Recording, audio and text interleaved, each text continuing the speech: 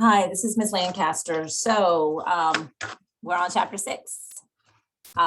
So just a quick discussion of what chapter 6 is. It is about deviance.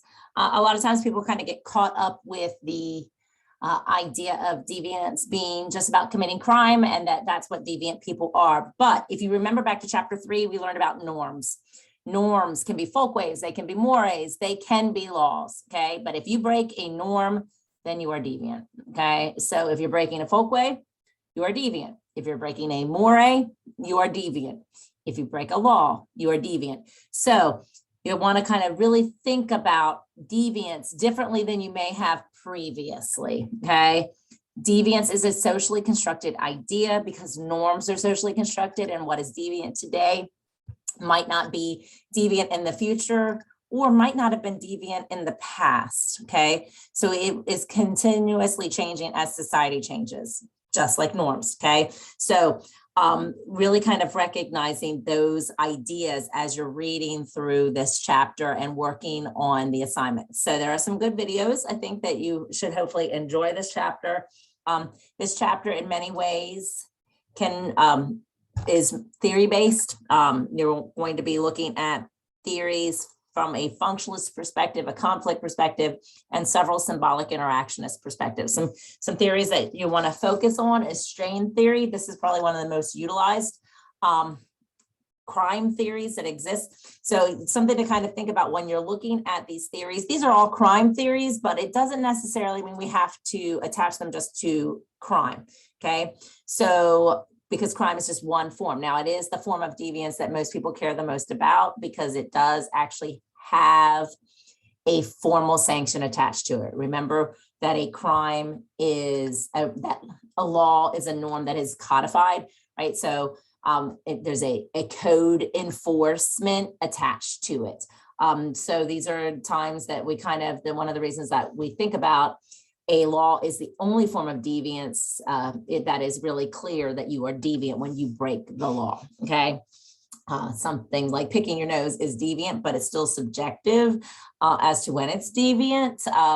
Eating with your hands is deviant potentially in some situations, but not in others. And not in some countries, right? So we have to kind of think about the culture that exists.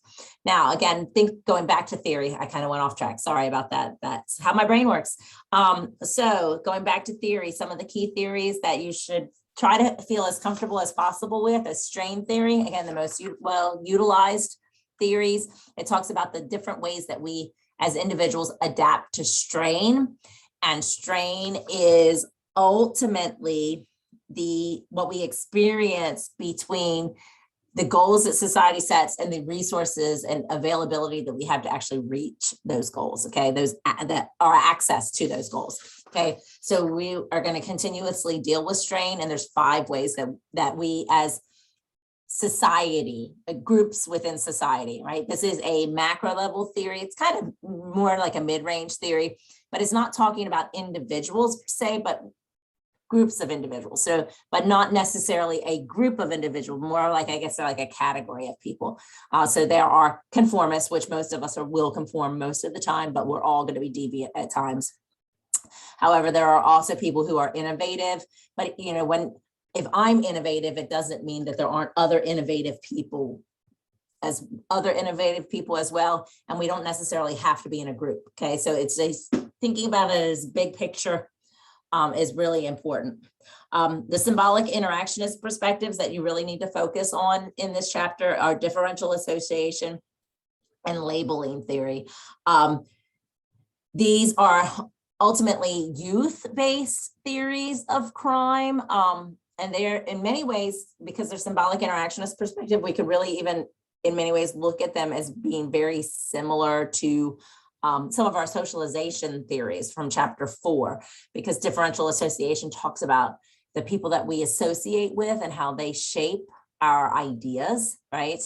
About what is normal and what is deviant. Labeling theory, it talks really about we're only deviant because we've been labeled as such, or the actions that we are doing are labeled as such, and that there are levels of labeling, right? Levels of deviance, primary deviance and secondary deviance. Please make sure that you take note to the announcement that I'm going to post that is posted regarding labeling theory for some clarifications as well, just so that you have that in writing. I think that's really the key thing. Half of this chapter is about crime, because crime is the most formal form of deviance and the one that a lot of people care about. Honestly, I want you to understand what deviance is as a whole. So I don't do a whole lot in relationship specifically to crime, but recognizing the different types of crime that exist: violent crime, property crime, white collar crime, which is actually a crime that a lot of times is kind of overlooked as not being all that bad, but it can be very detrimental to society. And another thing that a lot of students kind of struggle with is the different ways that we deal with our criminal justice system: deterrence, retribution, incapacitation, and rehabilitation. These are all ways to kind of keep how we keep, either attempt to keep people from participating in the criminal justice system, or how they're punished in many ways. Okay, so there's different forms of punishment or different forms of attempts to keep people from being even involved. So kind of looking at that. And the last thing to really recognize is positive deviance. Positive deviance refers to the actions considered deviant within a given context, but which are later reinterpreted, right, as appropriate or even heroic. So we can look at different individuals all throughout history who, while they were committing whatever act they were committing, they may have been viewed as deviant, but now we kind of look at them as heroes. Rosa Parks, Martin Luther King, these are two individuals that come to mind with the civil rights movement.